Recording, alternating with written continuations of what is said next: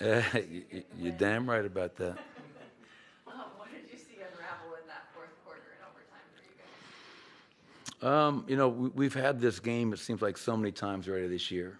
I mean, and I love the fact that we are resilient, we find ways, we don't quit. I don't like the fact that we keep on digging ourselves that hole. But you have to admire the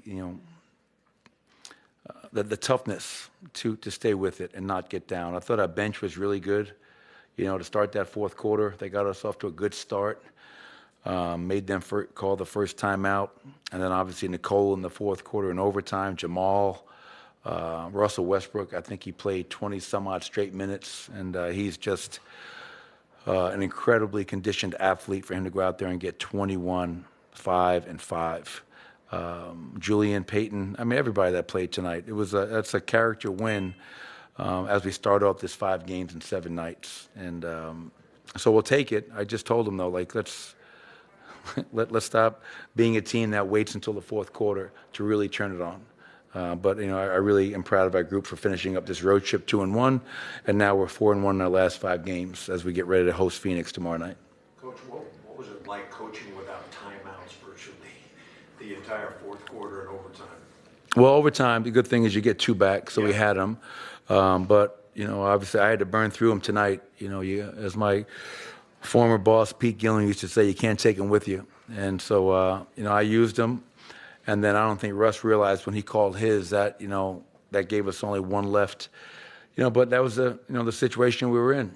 And we were still able to execute and get stops and get the right personnel in the game during the certain situations. So you don't want to be in that situation, but tonight, it's just one of those games. You give up 67 the first half, 52 the second half. The difference in your eyes without seeing the film, to me, it felt like there was just a lot more energy in that second half defensively. Well, it's not saying much because there wasn't much, given in that first half. And I told the guys at halftime, I said, last night against the Knicks, this team got off to a great start. They're up double figures in the third quarter. And the Knicks stayed with it. They stayed with it, and they got the win. And I said, that's our challenge right now, to stay with it. Things aren't going our way. We're not playing well. First half, we gave up 22 points in transition. We had 9 blow-bys for 14 points in the first half. To your point, though, Scott, in the second half, we only gave up 8 points in transition. We only had 4 blow-bys. So the defense, the attention to detail, the physicality, the urgency was where it needs to be. And once again, I know I sound like a broken record, but our challenge is, can we do that much closer to 48 minutes? And you think about the teams we're getting ready to play, Phoenix, Cleveland, Detroit. We're going to have to find a way if we want to continue to win at a high level. Were any of the late game adjustments things that you learned against Portland that you wanted to do differently? Because it seemed like a very similar game down the stretch. It was, and I believe, we talk about trust a lot within our team and our culture.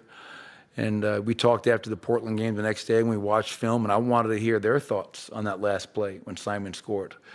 And, what are they comfortable doing? And so it was the same thing tonight. Timeout.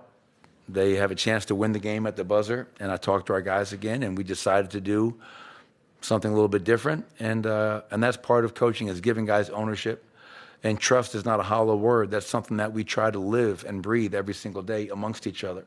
And I want to hear, those are the guys that are on the court, Katie. And if they feel, hey, let's do this, great, let's try and give that an opportunity to work. And we got the stop, and we were able to win it in overtime. So, like I said earlier, character win for us.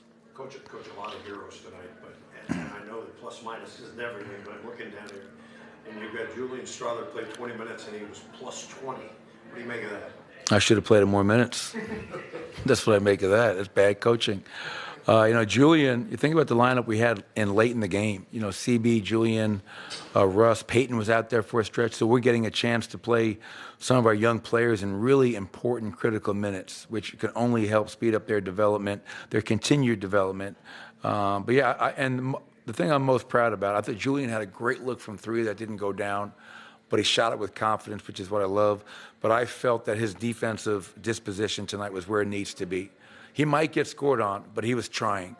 And he was doing everything he could to make it hard on team, players to score on him. So, I thought Julian Strawther had a really good game on both ends of the floor for us. Quiet first half for Joker, second half, especially in the fourth quarter, just, I mean, at one time took the game over.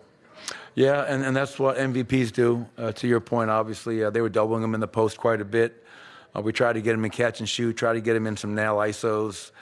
They're showing him a tremendous crowd, and he missed a ton of shots that he makes in his sleep. I think in the first half, we probably missed close to 8 layups as a team in the first half.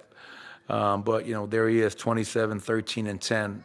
The guy continues to amaze, and what a luxury when you have guys like Jamal and Nikola Jokic down the stretch of a close game where you can give them the ball and you know something good is going to happen. Because I thought Jamal Murray, like 27 and 8, he did some really good things for us as well. One